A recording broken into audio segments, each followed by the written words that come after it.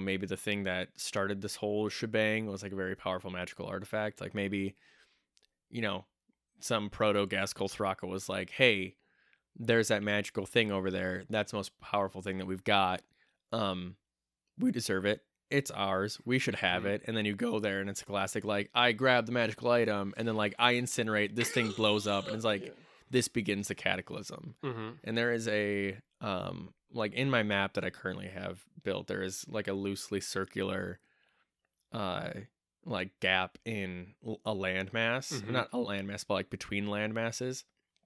And I'm like, when this is where the explosion happened. Yeah, this is where the explosion happened. Because and almost right away when I started like world building for D&D, I was talking with Fong actually, and over some tea we were talking about this, and yeah, like there was some big thing, probably like big magical crystal. It exploded, and now there is like a bowl in the ocean, and like cliffs on each side of that strait, where the circumference of the circle is. And that's where, this thing just absolutely exploded. And there's these little shards of crystal something that, if you find it, that's a very potent magical artifact, and it will supercharge whatever you put it into. Like scour the beaches around there. Yeah. And it's like you can probably find most of them in that general area, or like if you were to scour the ocean, in that vicinity, you could probably find some and then supercharge your stuff. And the abyssal creatures that have consumed them. Oh my god!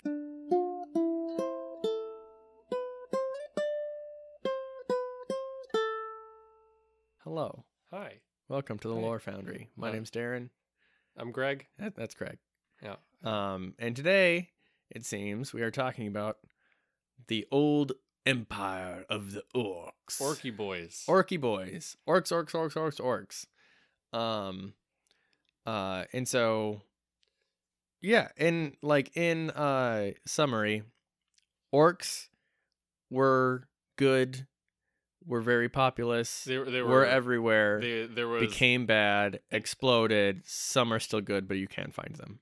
Yeah, it's the idea that like your ancient empire in your setting that you kind of always need and you should have, because it's a really useful thing to have. It's a really cool trope. Is actually like a big orc empire, and so we're thinking about like, okay, like what made them change to now fit the common tropes that we see nowadays. And yeah, basically that's the idea, is like, there was a thing and then something happened, and like how is it different? And the tropes that I really want to hit, kind of like I said earlier, 1, orcs are everywhere. They're varied in their types. 2, they're barbaric, like generally like war focused. I also want to subvert that trope with like the old orcs who still hold to like the pure ways or whatever. Orcs and elves hate each other. And was there another trope that I'm gonna hit? I don't think so. I guess the ancient ruins trope. Right. So that's kind of those are the things that I want to hit with this, because I think it would be really cool, and any person in the D&D setting that I'm building who's playing like a half orc character or a full orc character could come to find out, which I think would be like very interesting and very fulfilling. In my head, world begins, right? Life starts popping up, or maybe it was put there or whatever, and orcs pop up somehow, some way. Maybe they're put there by some divine deity. I'm not sure. In any case, they're there. They're just normal, basically human analogs. Doing the civilization the civilization thing. They kind of like, I guess I would maybe equate them to like Neanderthals and that kind of thing. Where, they're kind of like just there first doing their thing. Only they're everywhere, and slowly they begin to build societies, build great cities, empires. They've got like really cool ships. They probably develop some like old interesting kinds of magic. So one thing I was thinking, like as a reason to have them everywhere, is that like they became civilized, or they gained, like the technologies of civilization, like agriculture, and then they migrated everywhere, and then something happened after that, maybe. So it's not like and I they think were everywhere and then they slowly Yeah. all together raised in civilization. You could have like an origin point of like, like you've got your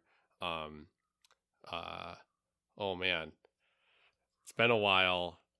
AP World History. You've got your Fertile Crescent. Oh, right. Yeah. Between like at the Indus River Valley, right? I think. Pretty sure. Yeah. Yeah, your ancient Mesopotamia, essentially.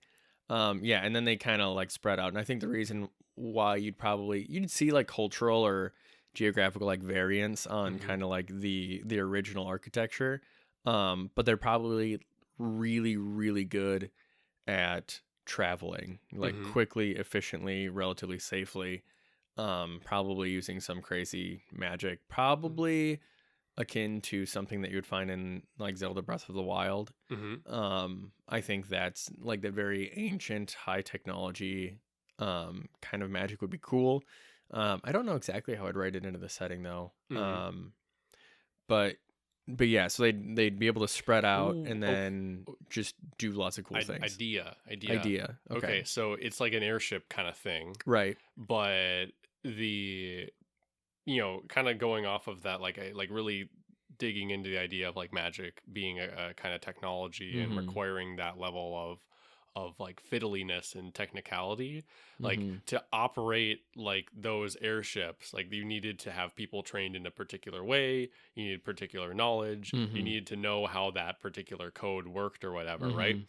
And that's something that's been forgotten for a pretty long time. And so you may have like crashed airships, and that's your excuse to have like, this was a technology like that has been forgotten, is because like you don't have that API anymore or whatever, right? Yeah.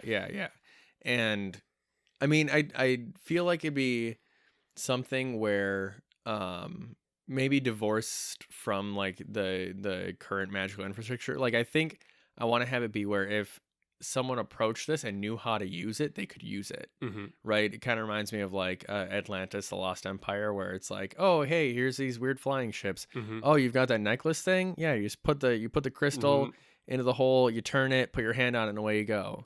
Like I want that to be a kind of thing, but like you're not gonna find those crystals.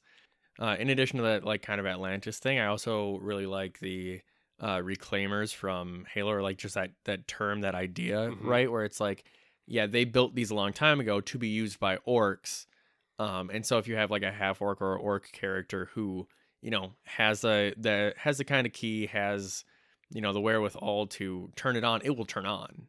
Right. And I definitely think that like, I really like the idea of like gating things to a particular ancestry, because then you get to make your players feel special. Yeah. Or you get to like, it's not you a lot of times when I'm world building, I have this like, well, why hasn't this happened yet kind of question, like, why hasn't this particular thing that is going to upset the apple cart, why is that happening now and not earlier? And like you can make these like, oh, it's because there's very specific circumstances that has to have this happen, and this is a good one for that, where it has to be like a orc, maybe magic user with a particular thing, right? Also, all the airships are like archaeological artifacts, right? So like a lot of them that have been dug up are probably being studied in universities, across the world. They're hanging in the museum. Yeah, right? Exactly.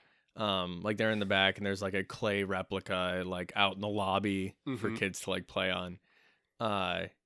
Yeah, so that's kind of what I want those to be. And then another reason why an orc hasn't, done that before is they probably have negative like cultural associations with some of that technology, where it's like in their primitive, maybe not primitive, but they're like barbaric.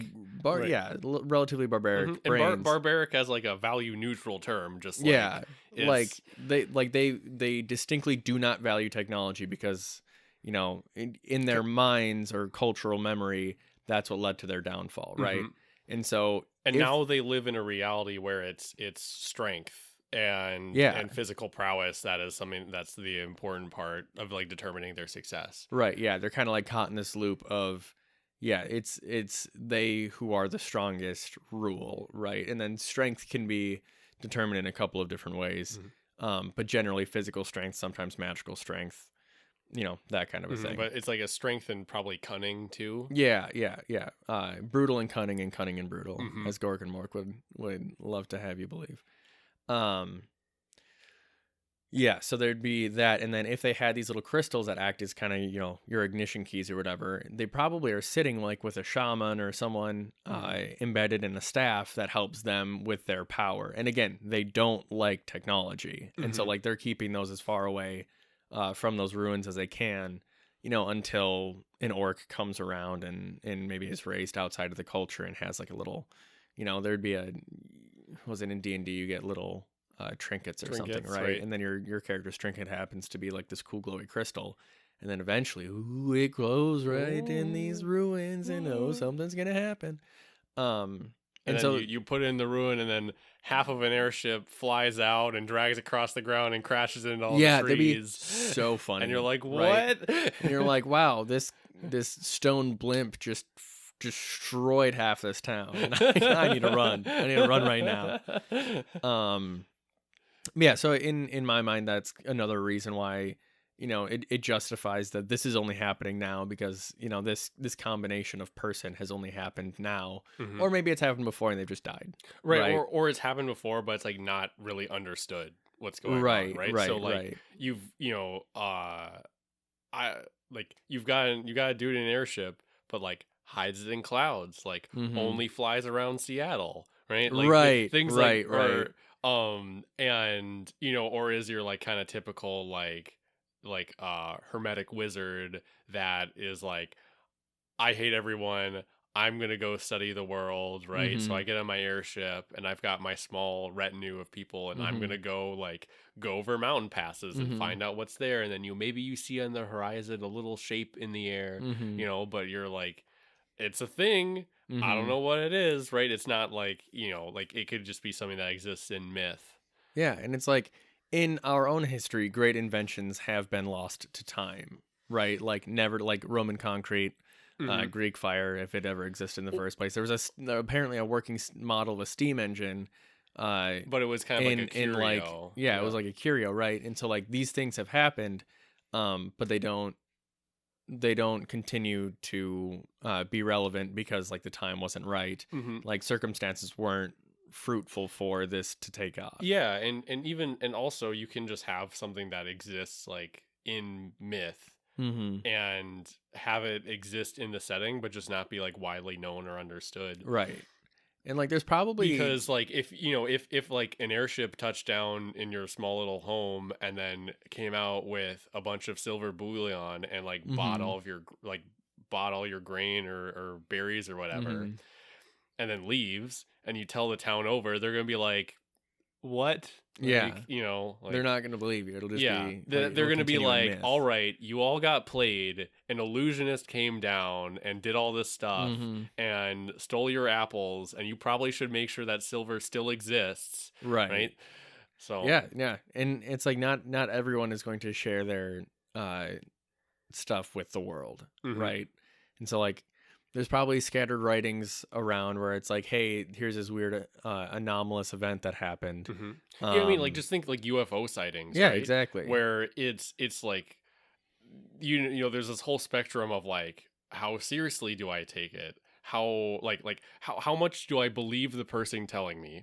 How much do I believe that they interpreted what they saw right? And how much and how much can other things be interpreted like bizarrely, right? Like how much can like something that is actually maybe more mundane be interpreted wrong, and how much of it can be something that like is something you just don't understand but isn't what you're saying it is, right? But then at the same time, like it really could be something, right? And so you just there every time whenever you've got like someone talking about a UFO, you just really have this like, there's so many axes of questions to go on. And so someone tells you about a thing and you're like, especially in a place that has magic, you're just like, okay, you could be getting played, or like someone charmed you into this to think that this happened, right?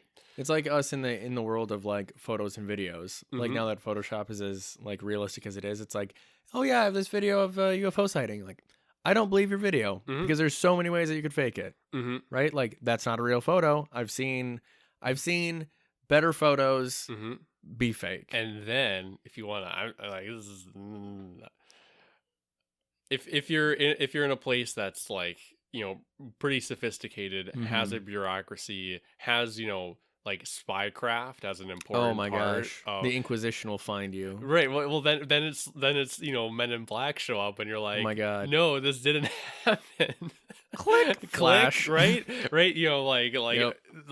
like get rid of the evidence. These things are classified. Yeah. Like this is just a conspiracy that's going on. Meanwhile, they're like, guys, we gotta like find the airship, because if we have airships and you know, and Mick France doesn't have airships, then, you know, right? France. And what? Oh, can you imagine like when they start to figure out that like it's related to orcs, they just start like kidnapping orcs, like, or they've got like this kind of, or they could have just like the institutional like bias, because this is a very real thing where they're just like, they are just like, no, that's not true. It's obviously not related to orcs. That's ridiculous. They don't have this rich cultural history that could have created these things, right? And so you could have like this huge institutional blind let's just spot. write racism into our D&D settings. Yeah, and like that would be another good reason of like, why are your players figuring this out and not your players aren't freaking racist. Or ideally, or whatever. Yeah, ideally. Well, I mean, right. I mean, basically, this whole like part of world building is only relevant if you have an orc player, right? Because otherwise, like, hey, let's follow this NPC around while they, you know, delve into the secrets of their own heritage. It's like, wow, thanks. I'm glad that you're really digging into the player backstories and not this world history that you built that we're not interested in. Or, you know, if you don't have an orc, like a half orc player, then like, you can just use it as like what is this NPC doing? Oh, they're researching old ruins of this particular, you know, you know, I always want this detail to like make me believe in the setting, right? Where I very much prefer where it's like, okay, so this person's researching this thing. I don't like being, well, it's just a thing that's there, like, you know, whatever. You don't need to figure out the reasons why these ruins are there or what their history is. I actually really like having just enough where I'm like, oh, okay, old orc civilization, or oh, this is a massive crashed airship, but like you can't tell that it's an airship from the crash, right? It looks like a giant building that's on the ground or something like that. And then this person is just an archaeologist investigating and trying to figure it out, right? Then that's a way that at least I can get value out of it without having to make it like a focus of what you're doing. Right.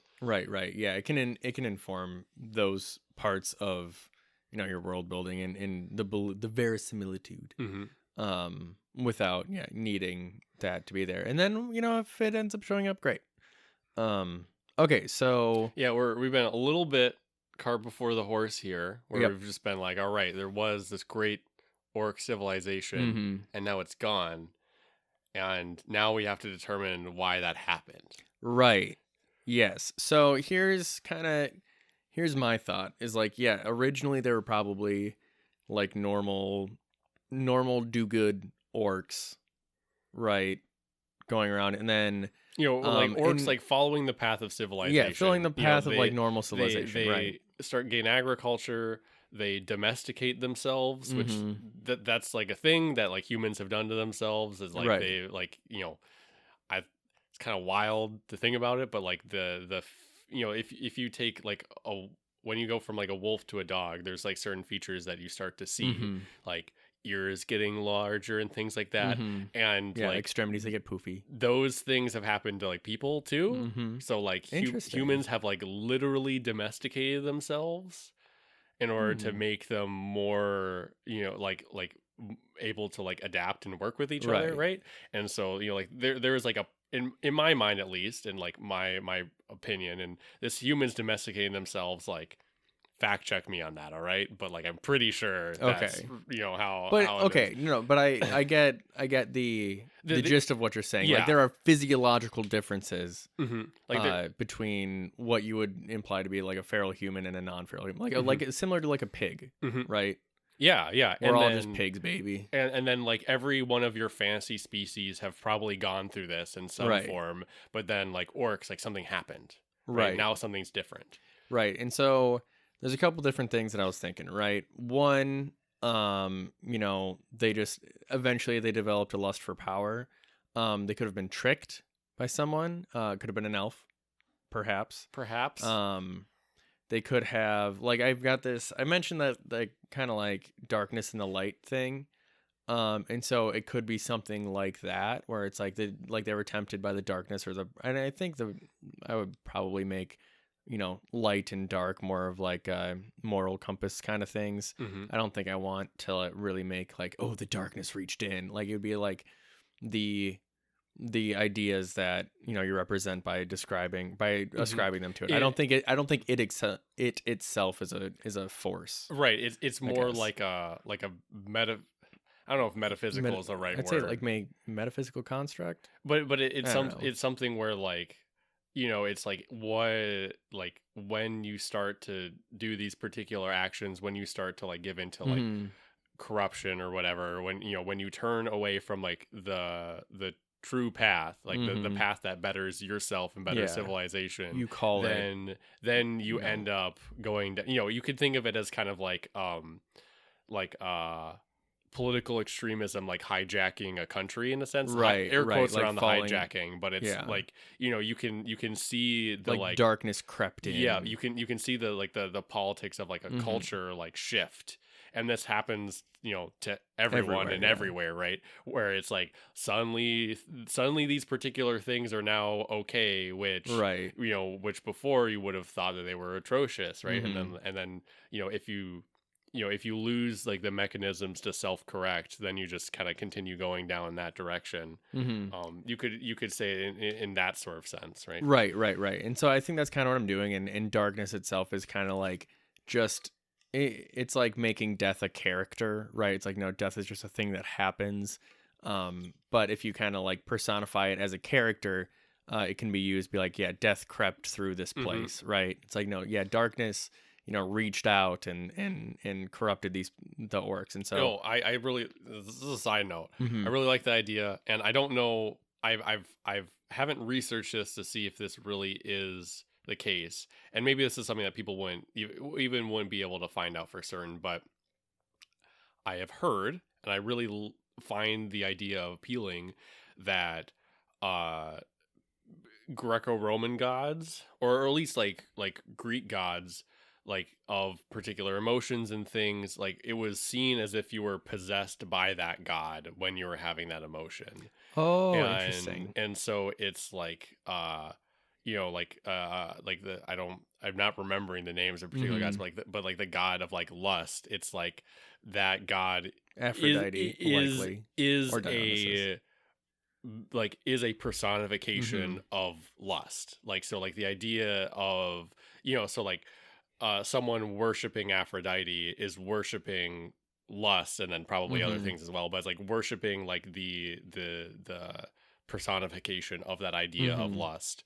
And I think that's like a really fun kind of idea to play with, where it's like, that's a way to like have like, oh, okay, so like, like your darkness is like a ruinous power that like creeps over people, and then, and since it creeps over people, it also creeps over civilization. And then you give it its name like darkness, or, yeah, exactly. And so I think they begin to spread out, and probably like one part of their culture was like this, tests of strength kind of a thing. And eventually that became a bigger and bigger part, as well as, I really like the trope of like, has science gone too far? And then in this case, the magic science indeed went too far. Just before I forget this, I just realized that I think that this orc empire should have also had a sophisticated form of communication. Yeah, absolutely. Because there should have been some way that they could have like had I'm thinking like magical Morse code. Yeah, like like if this kind of like this darkness is a thing that exists in their culture, then you have to have that communication to have the culture be able to spread. Right. And so another kind of tropey kind of thing that I want to put into this is like the idea of like you can't escape your fate, or like kind of once, like no matter what you do, again, like the Greek tragedy thing is like the things that you do to escape your fate are the things that make you suffer that it. seal it. Yeah.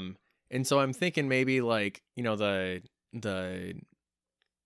like some magicians and things like saw the writing on the wall, and it's like, hey, this glorification of battle and violence will lead us down a bad path. And like if we keep putting these people up on pedestals and stuff, like eventually it will lead to infighting. Like they knew that was going to happen, and so they sought to find a power big enough to supplant that, and then that's what caused the big explosion that like, separated.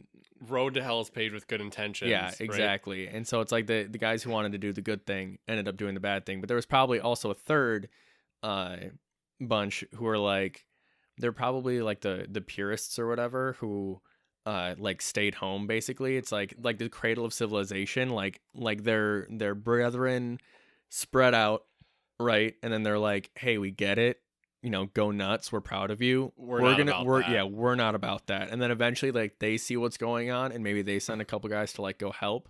And then eventually, like, that explosion isolates physically the island, like their cradle of civilization, from the rest of the world, right? And like, there's probably like magical cataclysms and like whirlpools or something that make travel to and from this place like incredibly dangerous, if not by like airship or something. So this is the Eldar in 40K, right?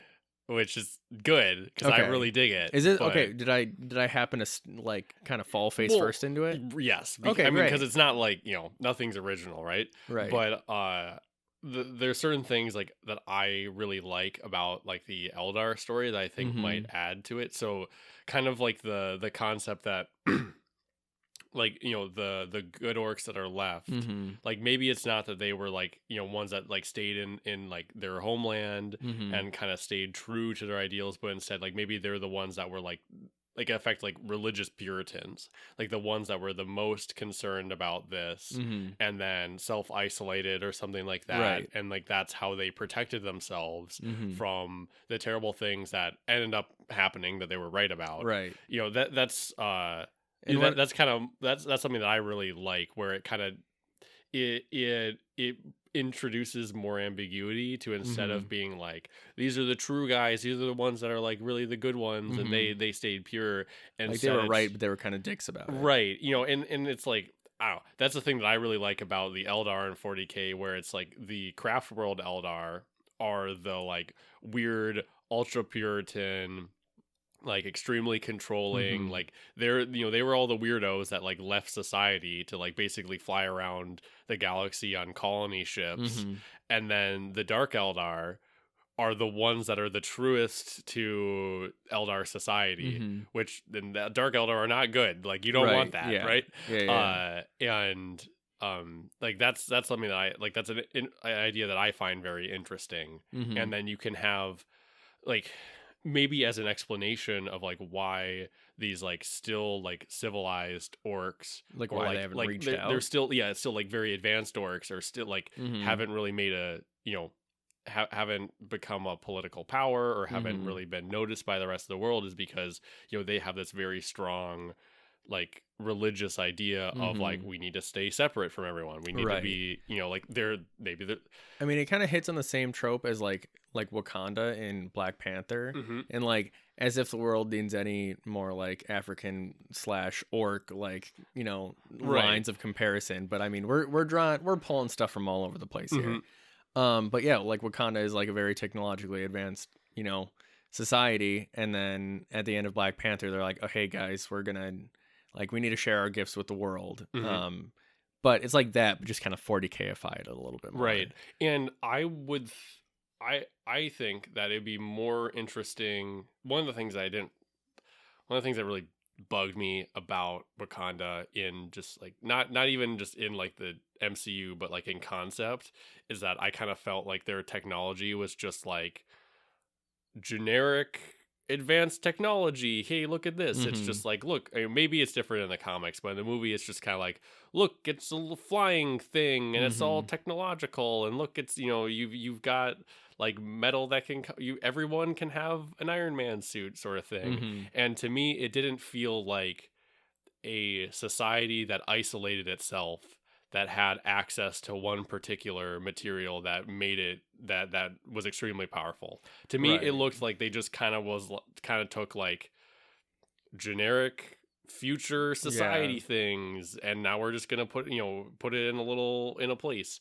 And to me, like that just kind of breaks my verisimilitude, because it's like this is not an isolated culture that happens to have advanced materials. This is just, and they weren't like a wrote in like advanced society, right? Yeah. And so I would like the idea, like I would, if I was doing this like orc society, it would be like the civilization like is different, feels different, they have different, like they don't have, like maybe they don't have iron, right? But they've got all like this other magic stuff that people don't have. So if they if they were to actually interact with each other, there would be, cultural exchange, technological and magical exchange. Yeah, like they've probably, like, they're very advanced in what they've got, but there's probably like a few different things that just haven't occurred yet. Right. And I don't know any inventions that like that are like, or I guess, God, there are. It's like sliced bread wasn't around until I don't know, like alarmingly recently, right? Right. Like it's something where I honestly think that it's kind of hard to come up with those idiosyncratic like technologies that don't exist, because that's just the nature of your perception, right? And it can feel cheap to just be like, oh, they have bronze, right? Like that. But it also it is. I wouldn't feel too bad about using it in this situation, because it is like a very like it's a touchstone that people really do know, and it's something that you really can use and be like, yeah, Romans, I get it, right? Like or you can see it and be like, okay, classical Greece, I get it. So here's a thought. My Dragonborn are loosely based on like Polynesia, like Polynesian culture as I understand it, right? Which is certainly inaccurate.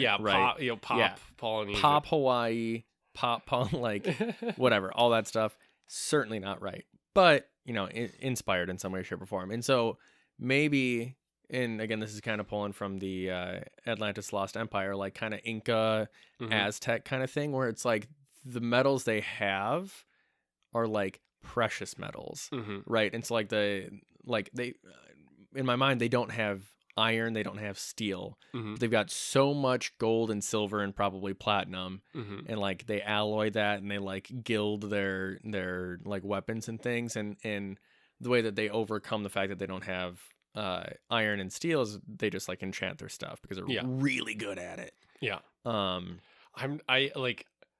I just have this idea, like this mental image that I can't get out of my head, of just like orcs and togas. And oh my god, it's very you just want Roman orcs. I want Greek orcs. That's what I want. Greek orcs. Yeah, Grorks. Yeah, no, totally. That's just like the thing in my head right now.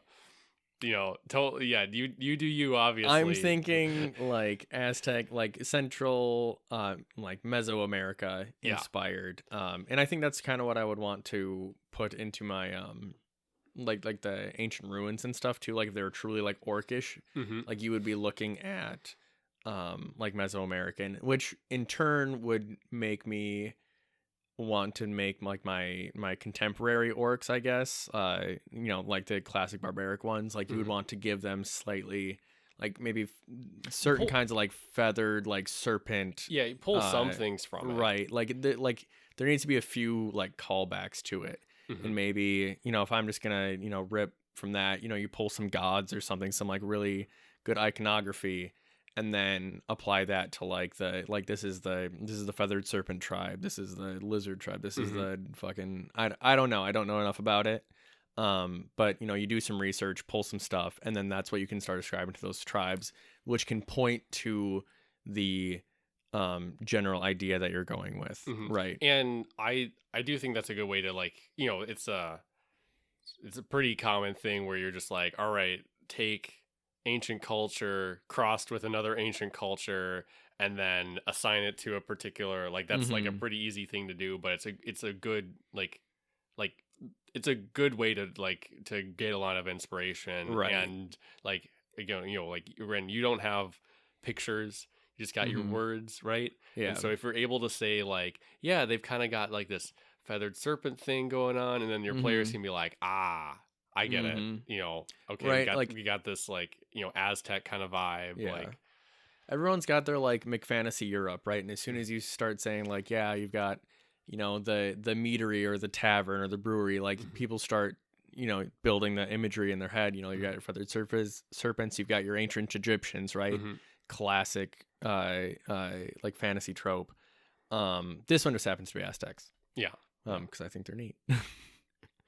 Yeah, and that could definitely, I don't know if you want to, I'm not sure if you would want to like mix it with your kind of like tropic, like your conventional like D&D or 40 or like Warhammer kind of orcs, where they've got like, like the blood and like skulls. Oh and, my like, god! right? Fucking blood sacrifices and like precious metal sacrifices. Oh yeah, like that was of course. Yeah, man, that's a direct line, baby.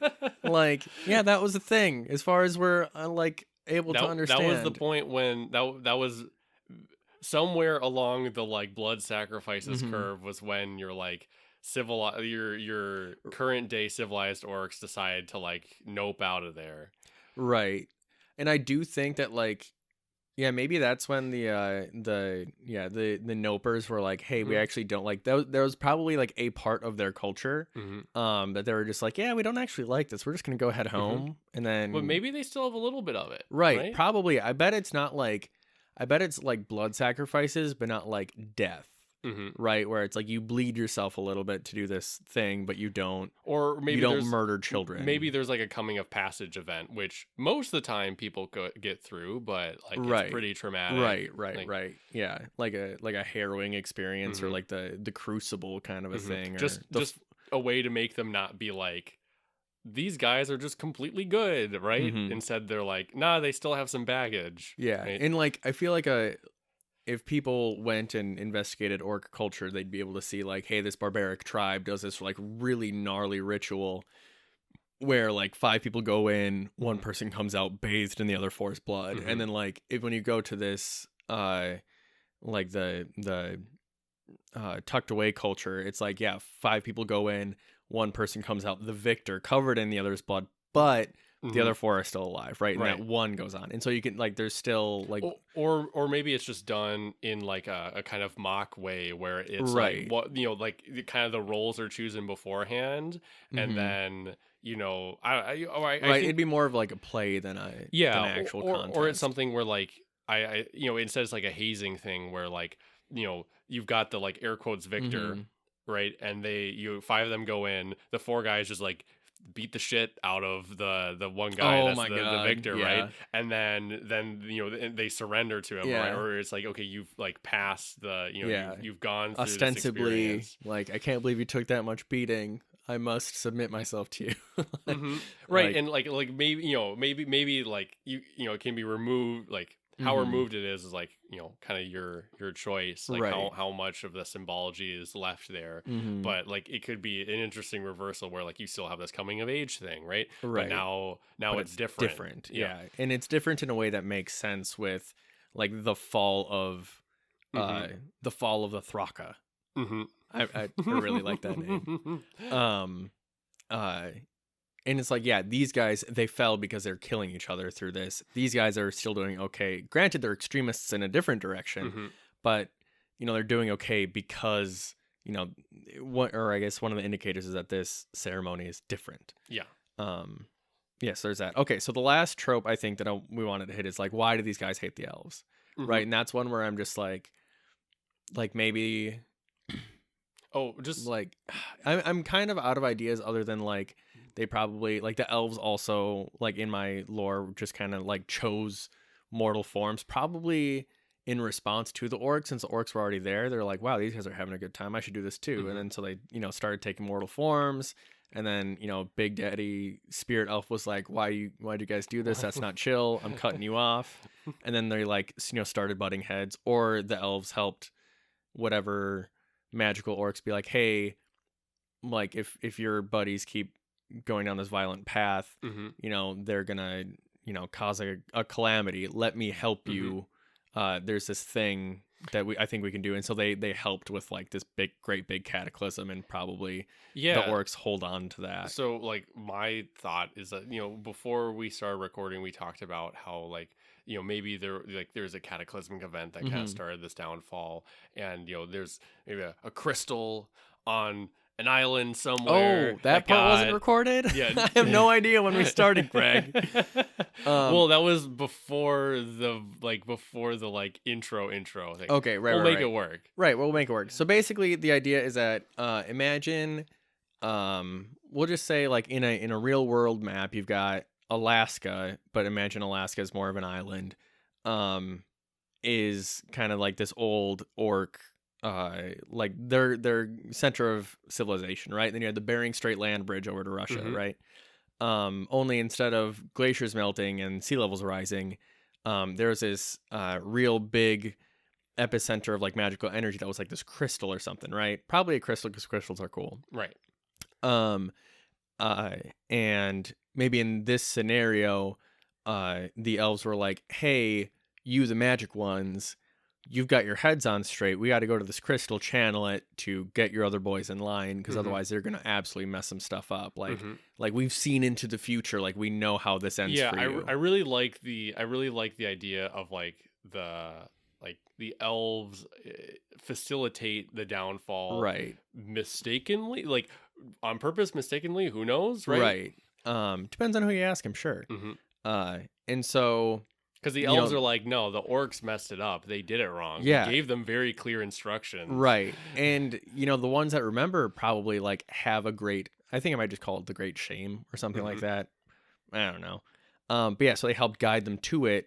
And then like, obviously all those orcs and elves died. And then somehow other orcs came to understand that this is the elves' fault. Screw those guys. Let's go kill them. Like as often and as much as possible. And any of the elves that like know the right story like feel great shame and responsibility for it, but cannot, because the orcs overwhelming like dive into this violent culture, cannot reason with them to the point to make things right. Right. And so now they fight in order to defend themselves or something like that. What I think an interesting idea would be, so what if elves, like, they've got this cultural thing where like if they make mistakes they don't admit it, like, or it's something where like, I think I'm projecting onto the elves to the point where it's like, I want elves to be good guys.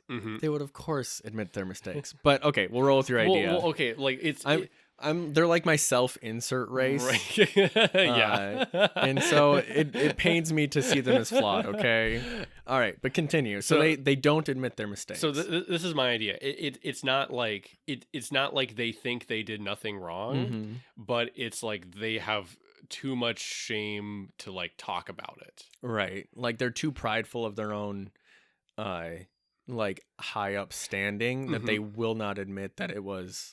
Or like they will not bring it up. Right. Or you can think about it like, instead of, like I think of like seppuku, where it's like, yeah, you messed up and the solution to it is extreme. Like so it's like, okay, we messed up, but the solution to it is like, we're all going to like know about it and like talk about it in myth and like in closed corner, or like talk about it like privately with like your children, like explain to them like the tragedies of the past, but it's not something you talk with outsiders about. It's not something you bring up in casual conversation, kind of like a Voldemort sort of idea. I also think now that you've now that you're saying this, is that like it probably forced, you know, the early elves to adopt a non-interactive policy, right? And isolationist. Yeah, well, and maybe not isolationist, but it's just like you know, elves are long-lived and for the most part powerful. Like, why aren't they always interfering with stuff, like with the other mortals? Well, they did that one time, and it turned out really bad. It turned out that way, right? And so now, whenever people are like, "What if we do it again?" They're like, "No." Yeah, they're no. like, "Hello, Mr. Elf. I've come to you for great knowledge," and they're like, "I understand your plight, and I can generally like." I can connect you to some resources, but I cannot help you. Or the elf being all like high and mighty, or like I don't know, if you wanted to like get them. It depends on the elf. You know, if they want to be cryptic, it's like the sins of my past bind my hands, and I can, baby. Just keep talking, and I can give you no aid because of it. Oh, and they're like the archaic language, and they're like, you know, the person coming to him is like, what? Or a great shame looms over me, and I cannot see your path ahead, or something like that. Yeah, and like the person's like, hey, but like, come on, please, like, really, and then it's like, I'm trying to think of like what he actually would say, but it's something where like the scope of this problem is beyond your understanding, and I cannot begin to explain to you why I cannot help you.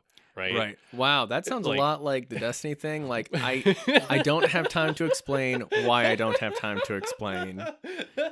It's just like I cannot begin to explain to you because it would be dangerous for you to understand the context.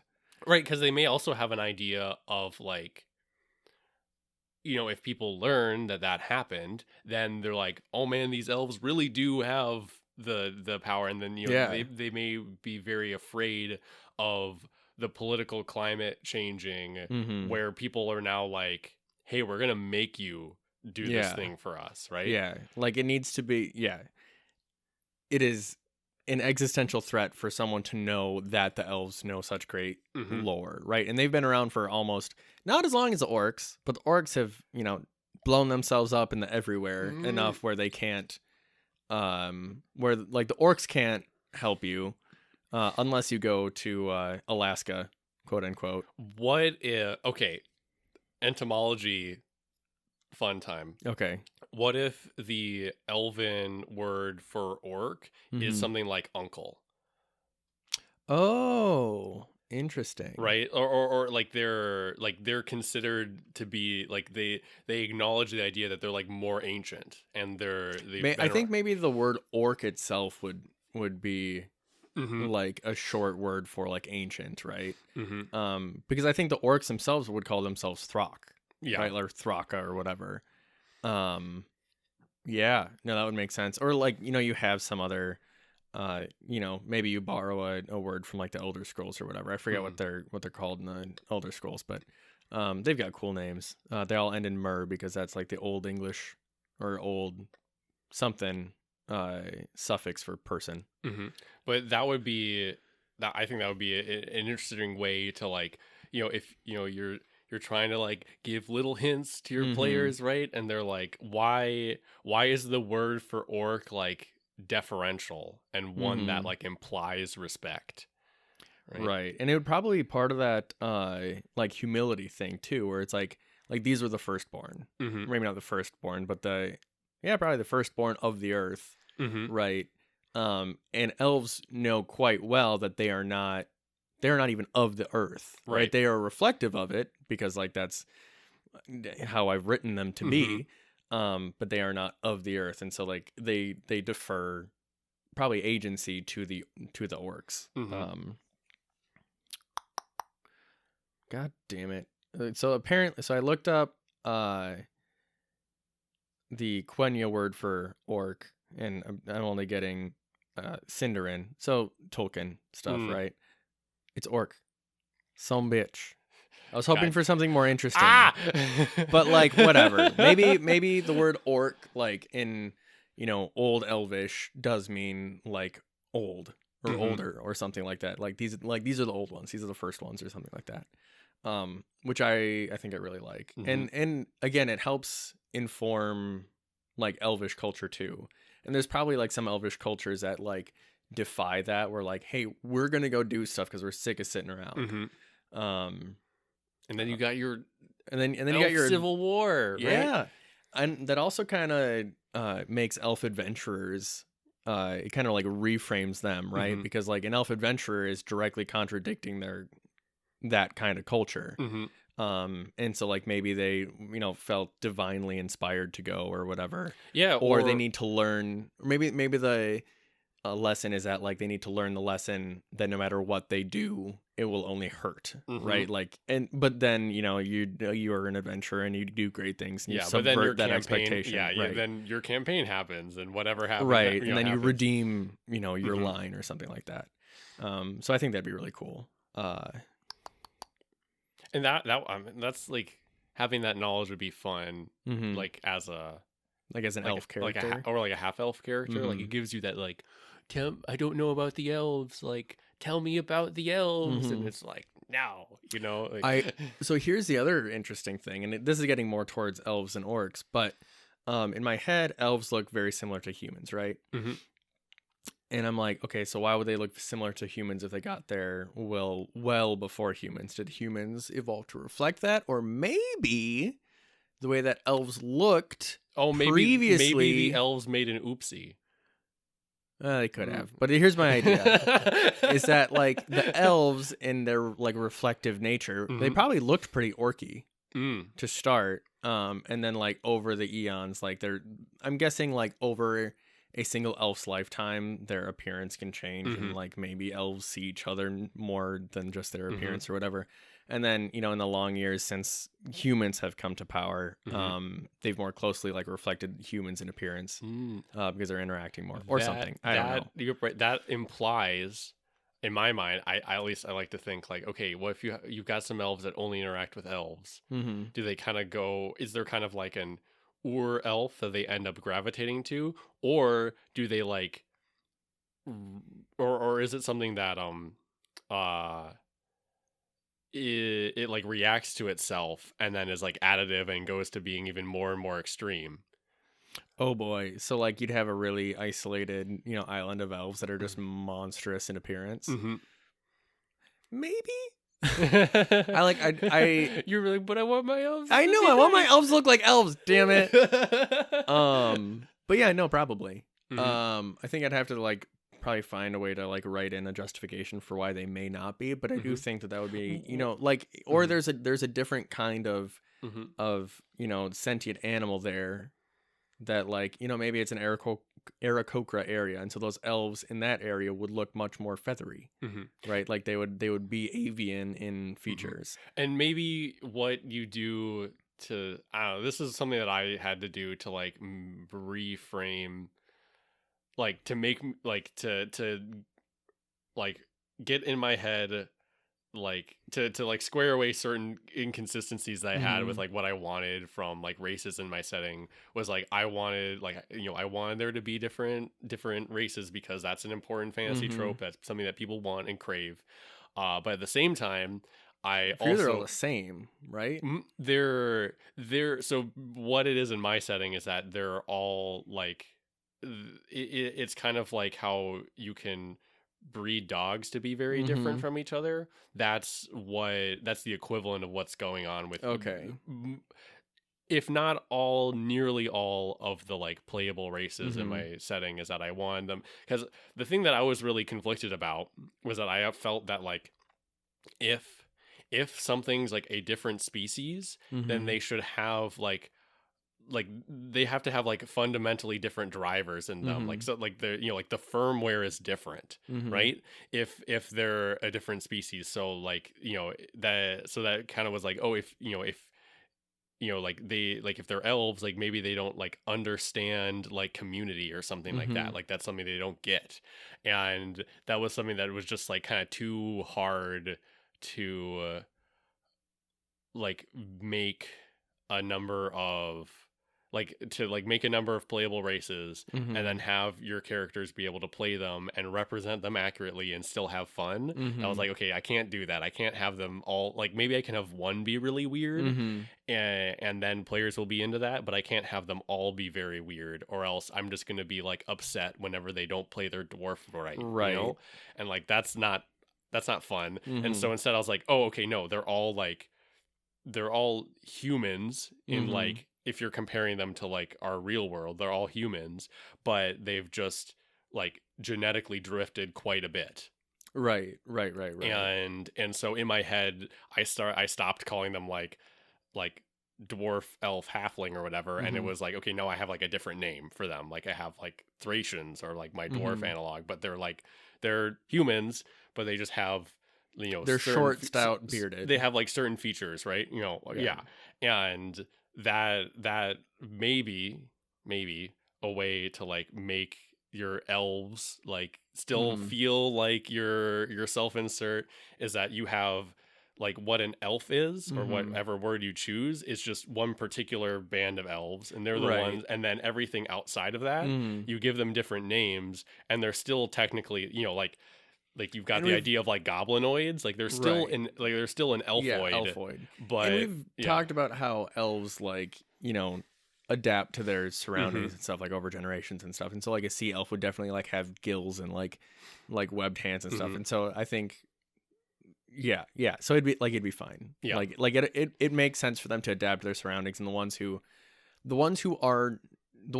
we know what they look like are the ones that interact with humans, or the ones that humans know what they look like are the ones that interact with humans. Probably elves and dwarves probably have a schism too. We'll explore that sometime else.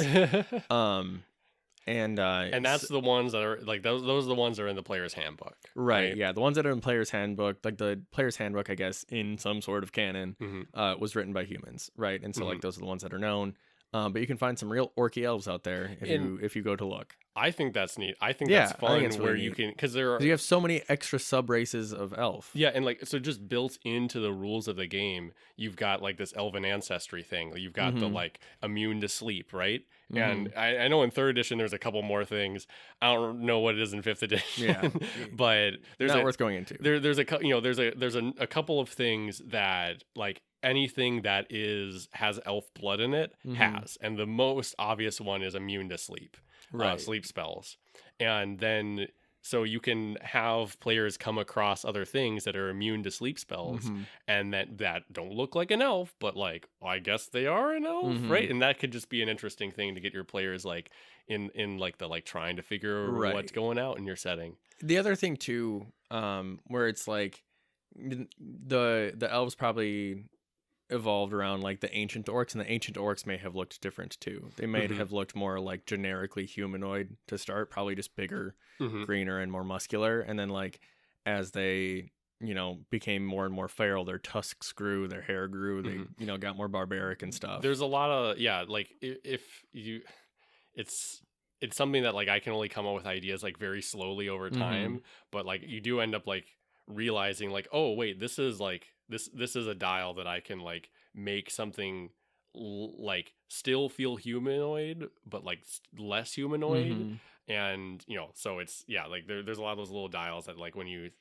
like it just I've just found that it just kind of takes time to think about, and then you're like, oh yeah, I could have someone look like this and that still is human but is weird and different, right? Or in this case still be orcish but is weird and different. And then, you know, for the and those like the Alaskan orcs, I guess we'll call them, would probably be the, you know, more fair haired, probably just a lot less hairy in general, like just more refined look in general, because whatever different environmental factors as well. And so that would be kind of fun for people to run into too. To try to loop it back to orcs to make this not an elf episode. It's still fallen empire of the orcs. For the record. You don't want to fall into that trap. But it is really important to, you know, you build a thing and then you kind of like think about each thing that this touches, right? And how you want them to interact. Because like I think that it implied a lot about how like you might interact with an elf, and I think that's super cool. And like that's the best part when you've been making a setting for a while and now you're like, all these things go together. It's nice when things just kind of fall into place and you're like, oh, thank God. Yeah. It's just like, wow, I made this thing a long time ago, and it just happens to fit perfectly with this thing that I'm currently thinking of. Makes sense because you're the person who made them both. Right. But yeah, I don't know if I have a whole lot else that's on my brain currently. I think it might be talked out for the most part. Got anything? Nope. Great. Well, if you have ideas, let me know. Send us an email, thelorefoundry@gmail.com. I miss getting emails. But you know, I can tell what YouTuber you've been watching. Right? Okay, my good EPPs. Don't forget to join the page. We don't have a Patreon. I'm kidding. I've been watching a lot of Ninja Animaniac. Give me a fucking break. Yeah. Unless you had someone else that No. who you had in mind. Yeah. No. I think I really like Ninja because he's very emphatic, like with the variations in his pitch and his voice, and I also do that a lot. So there's that. But yeah, so send us an email. Visit us on our website, lorefoundry.com. Hopefully we will be uploading these episodes in some sort of a weekly or semi-weekly fashion. There's not like a schedule. Yeah, there's not a schedule. That's like, I mean, we've talked about this before, but like number one rule of podcasting, be on a schedule. Nah. No. Nope. Podcasts like there's no one listening. Exactly. And as I've discovered, occasionally there's about 40 of you at a time. That's nice. Yay. In any case, this has been an episode of The Lore Foundry. Thank you for listening. Okay, bye. Bye.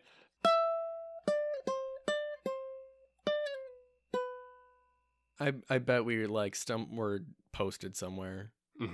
Unfortunately, I don't pay for statistics analysis. Posted somewhere on some Filipino RPG. Right, forum. we're on like at first I thought it said number 6, but I think we're actually like number 16 in like the Philippines for gaming. So shout out to you, Philippines. Yeah. Here for you.